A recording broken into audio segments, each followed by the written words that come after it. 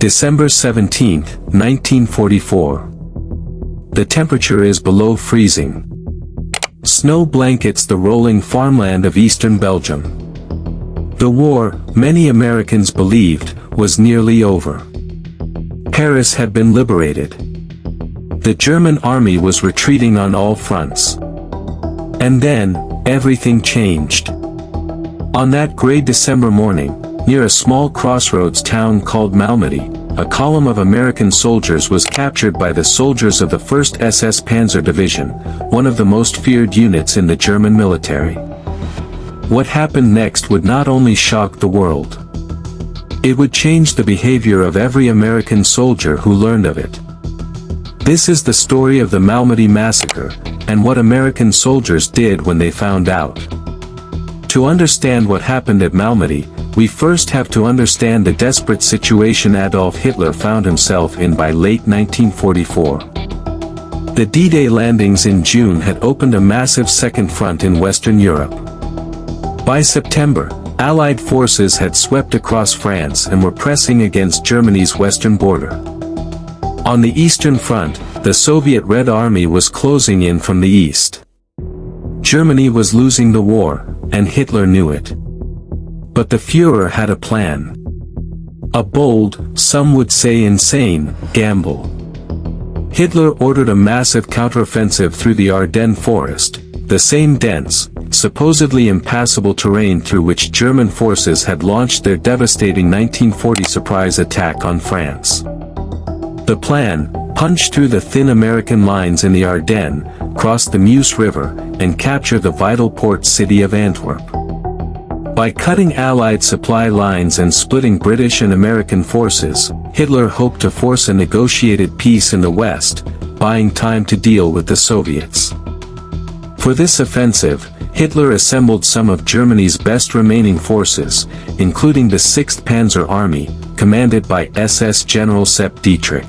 At the spearhead of the 6th Panzer Army was the 1st SS Panzer Division, nicknamed Leibstandarte SS Adolf Hitler, Hitler's own bodyguard division, elevated into one of the most elite and feared armored divisions in the German military. Leading the division's advance was a Kampfgruppe, a battle group, named after its commander, SS Lieutenant Colonel Joachim Peiper. Peiper was 29 years old. He was charismatic, brilliant, and utterly ruthless. He had already earned a reputation on the Eastern Front for burning villages and leaving civilian bodies in his wake. His orders for the Ardennes offensive were simple and uncompromising: move fast, take no detours, and reach the Meuse River within 24 hours. No delays. No mercy. On the morning of December 16, 1944, the German offensive, what the Americans would later call the Battle of the Bulge, began.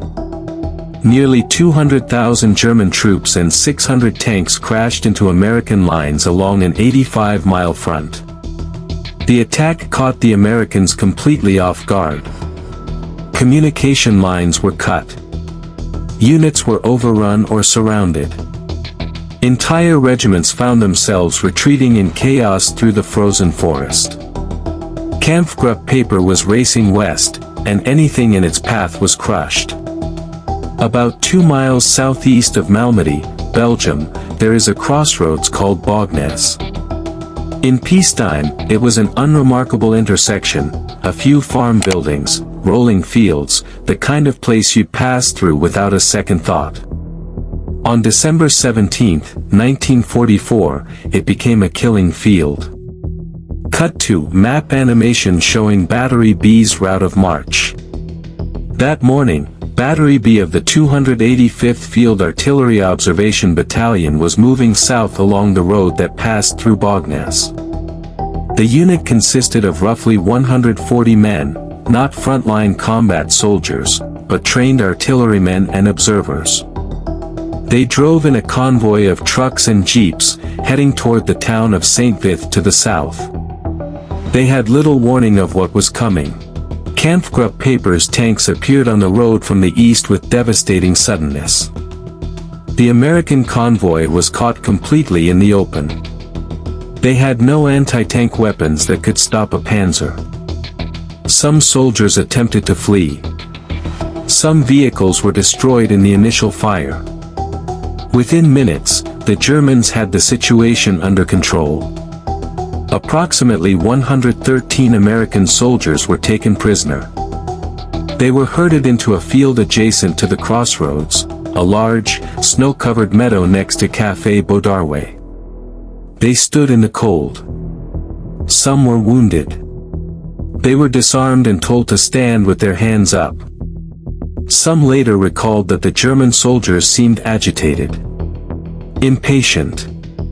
Peiper's column needed to keep moving, it had a schedule to keep.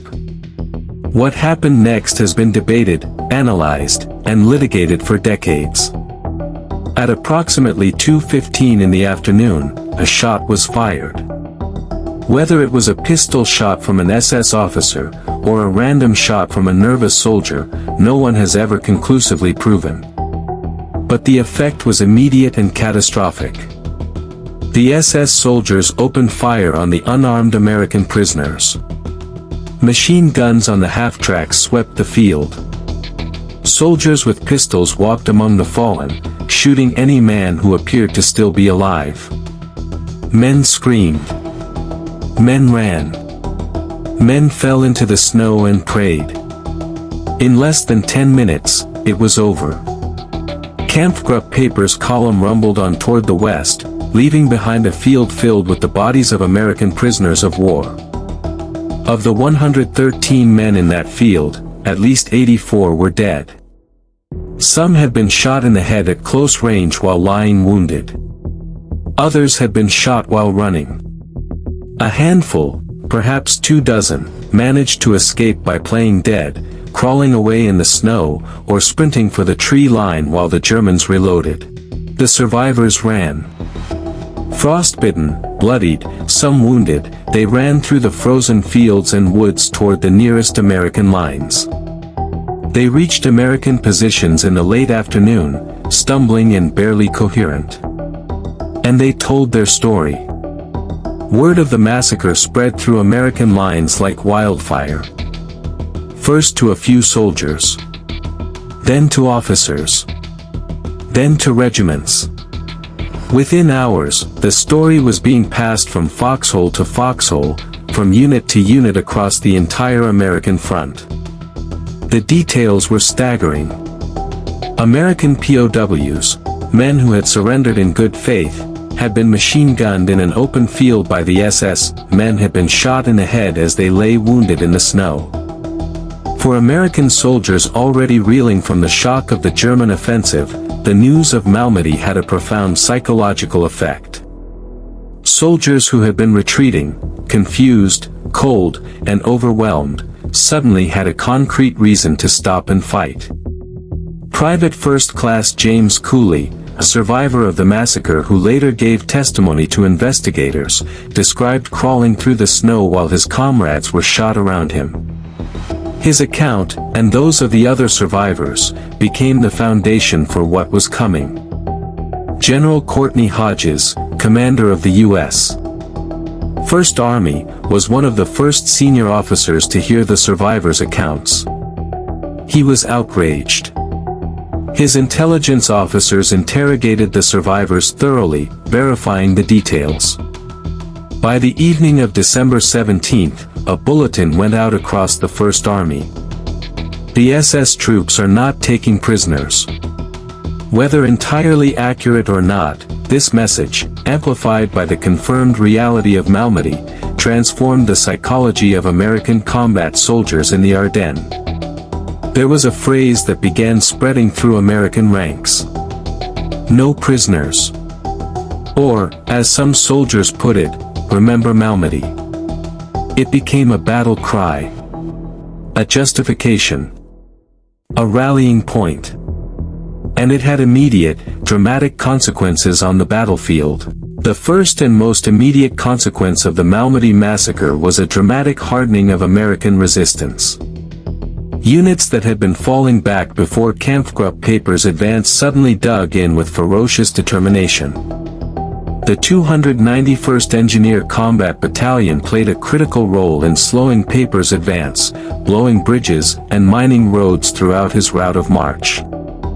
They worked with the knowledge of what had happened at Baugnez, and that knowledge made them fight harder. At the town of Stoumont, American soldiers of the 30th Infantry Division engaged Peiper's forces in brutal house-to-house fighting. Soldiers who had never before hesitated to accept a German surrender now did so with far greater reluctance. This was not unique to one unit.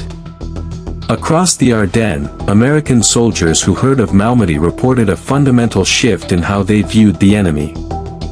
Sergeant Bill Merrican, one of the survivors of the Baugnez field, later described what it felt like to fight after the massacre. "I wasn't afraid anymore. I was angry. There's a difference. Fear makes you want to run. Anger makes you want to fight." His sentiment was echoed by countless American soldiers in the Ardennes. The fear that had gripped many units at the start of the offensive began to transform into something harder. But anger, combined with fear of the SS, also led to something far more troubling. In the days and weeks after Malmedy, there were multiple documented incidents in which American soldiers shot German prisoners, specifically SS prisoners, rather than accept their surrender. This is one of the most difficult and contested aspects of Malmedy's legacy, and it cannot be ignored. War crimes do not belong only to one side. History demands honesty about that. Near the town of Chinon on January 1, 1945, American soldiers of the 11th Armored Division executed approximately 60 German prisoners of war. Some sources place the number higher. The soldiers who carried out these killings cited Malmedy as justification. General George S. Patton, commanding the Third Army, referenced the Chinon killings obliquely in his diary, writing that his soldiers had murdered prisoners. He acknowledged what had happened but did not pursue formal charges, believing the German atrocities had provoked the response. This is the brutal calculus of atrocity in war. One massacre can lead to another, and another, in an ever-darkening cycle. Other documented incidents occurred at Stavelot, where civilian massacres by Peiper's troops had further enraged American soldiers. When American units retook Stavelot, they found the bodies of over 100 Belgian civilians, men, women, and children, killed by the SS. Combined with the news from Baugnez, this pushed some American soldiers past the boundary of military law. But the response to Malmedy was not limited to battlefield reprisals. It also triggered one of the most intensive military investigations in American history. On December 13, 1944, 3 weeks after the massacre, American forces finally retook the area around Malmedy and Baugnez. What they found in that snowy field was exactly what the survivors had described. Dozens of frozen bodies. American soldiers. Shot, many at close range. U.S. Army investigators and Judge Advocate General officers moved in immediately. Photographs were taken. Bodies were catalogued and examined. Forensic evidence was painstakingly collected despite the brutal cold. Colonel David Pergrin of the 291st Engineers, who had been one of the first to encounter Malmedy survivors, now stood over the field where his fellow Americans had died. He later wrote, "I had been hardened by months of war, but nothing prepared me for what I saw there." The investigation was led by Lieutenant Colonel Burton Ellis of the Army's War Crimes Branch. Ellis and his team spent months interviewing survivors, examining physical evidence, and building a case. Their conclusion was clear: this was a deliberate massacre, not a battlefield incident. Witnesses identified specific German officers who had given or implied orders to fire. Others identified soldiers who had walked among the fallen, delivering coup de grace shots to the wounded. When the war in Europe ended in May 1945, the hunt for those responsible began in earnest. In May 1946, the United States convened one of the most significant war crimes trials of the post-war period, the Malmedy Massacre trial, formerly known as United States of America versus Valentin Bersin et al., held at Dachau. 73 members of the 1st SS Panzer Division stood accused. Among them, Joachim Peiper himself. The trial was presided over by Brigadier General Josiah Delby. The evidence presented included survivor testimony, forensic reports, and the testimonies of German soldiers who confessed or implicated others. The verdicts were sweeping. 43 defendants were sentenced to death. 22 were sentenced to life imprisonment. 8 received shorter sentences. Joachim Peiper was sentenced to death by hanging. But the story does not end with the verdicts. What followed was one of the most controversial legal and political episodes of the early Cold War era, and it ultimately meant that many of the men condemned for the Malmedy Massacre never faced execution. The controversy began almost immediately after the verdicts were handed down. Defense attorneys and their allies alleged that American investigators had used improper interrogation methods to obtain confessions, including mock trials, physical abuse, and psychological coercion. These allegations were investigated by a Senate subcommittee chaired by Senator Raymond Baldwin of Connecticut. The Baldwin Commission's findings were complex and contested. It found that some procedural violations had occurred, but concluded that the verdicts themselves were fundamentally sound. However, the political environment was rapidly changing. By the late 1940s and early 1950s, the United States was increasingly focused on rebuilding West Germany as a bulwark against Soviet communism. Executing large numbers of German soldiers, even convicted war criminals, was becoming a political liability. Under pressure from the new West German government, American military authorities began commuting sentences. By 1956, every man convicted in the Malmedy trial had been released from prison. Joachim Peiper, sentenced to hang, was released in 1956 after serving 11 years. For the survivors of the Baugnez massacre, and for the families of the 84 men who died there, this was a profound betrayal. Men who had machine-gunned American prisoners of war, men who had shot the wounded as they lay in the snow, walked free. Kenneth Ahrens, one of the survivors who escaped by playing dead, lived with the memory of that field for the rest of his life. He testified at the Dachau trial. He watched as the convictions were steadily undermined by politics. "We were abandoned," he said in a post-war interview. "The men who survived were abandoned. The men who died were abandoned. That's the truth of it." The story of Joachim Peiper did not end with his release from prison. After his release in 1956, Peiper eventually settled in the small French village of Treves, in the Haute-Saône region of France. He had changed his name, or at least tried to obscure his identity, and was living quietly, working as a translator for Porsche. But the past followed him. In 1976, a French communist newspaper published his identity and address. His wartime record, not just Malmedy, but atrocities against civilians in France, Belgium, and the Soviet Union, was laid out in detail for French readers. The response was immediate.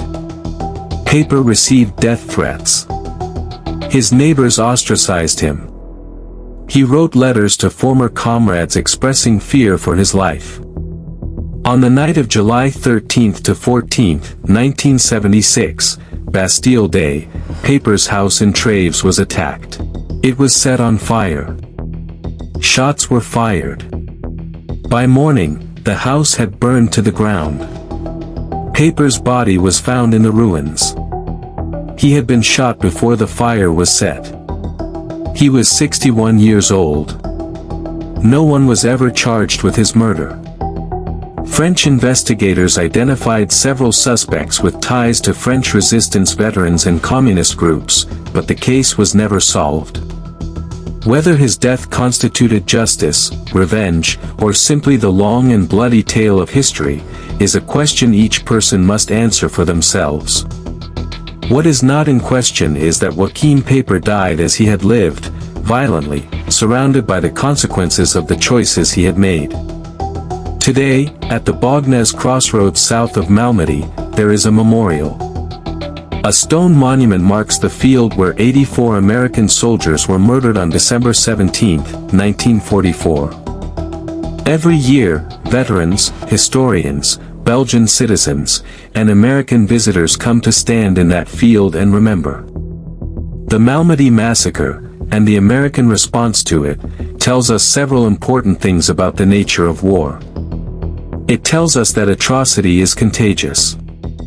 That one war crime can ignite others. That soldiers are not machines, they are human beings who feel rage, grief, and the desire for revenge. It tells us that military law exists for a reason, not to protect the enemy, but to protect soldiers from becoming the thing they are fighting. It tells us that justice, in the aftermath of war, is fragile. That politics and power can undermine even the clearest verdicts. The survivors of the Baugnez massacre, the men who played dead in the snow, who ran through frozen fields with German bullets flying around them, carried that day with them for the rest of their lives. Some became advocates for military justice. Some simply tried to forget, and never entirely could. All of them understood something that most of us, mercifully, will never have to learn firsthand. That the line between soldier and victim, between justice and revenge, between courage and atrocity, that line is thin. It is fragile. It is maintained not by law alone, but by the choices individual human beings make under conditions of extreme duress. The 84 men who died at Baugnez on December 17, 1944, did not die on a battlefield. They did not fall in combat. They were murdered, unarmed, surrendered, helpless. We remember them not because memory makes the injustice easier to bear, it doesn't, but because forgetting would compound it. If this story moved you, or taught you something you didn't know, share it. History like this shouldn't stay buried. There are links in the description to resources for further reading, including accounts from survivors and scholarly histories of the Battle of the Bulge. And if you're new here, welcome. This channel is dedicated to telling the stories that shaped the modern world, with honesty, with depth, and with respect for those who lived them. Subscribe, leave a comment below with your thoughts, and we'll see you in the next one.